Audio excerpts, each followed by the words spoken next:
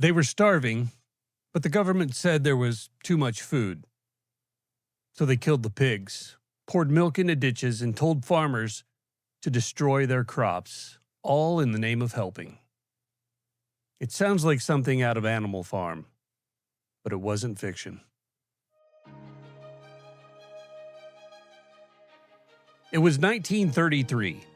America was in the grips of the Great Depression. Banks had failed, families had lost everything, and children were going to bed hungry. But in Washington, D.C., the planners had a plan. They called it the Agricultural Adjustment Act, AAA for short.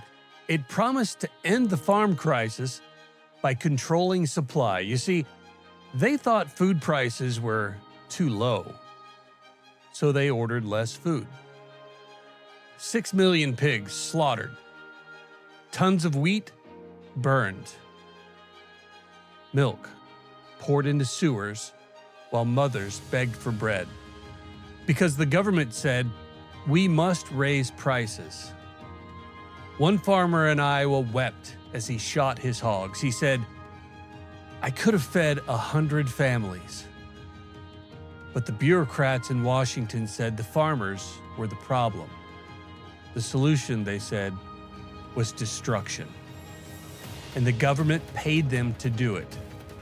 Meanwhile, soup lines stretched for miles. Malnutrition children scavenged garbage cans for scraps. Some states even made it illegal to give away surplus food because the planners said charity interfered with price stability.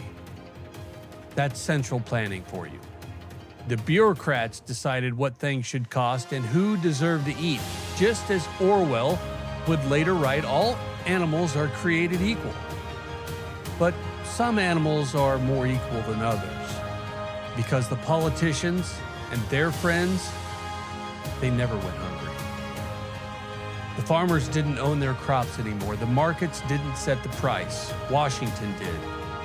And that's what happens when prices stop telling the truth. When a handful of men in marble offices think they know better than millions of people in fields and kitchens across the nation. They called it prosperity.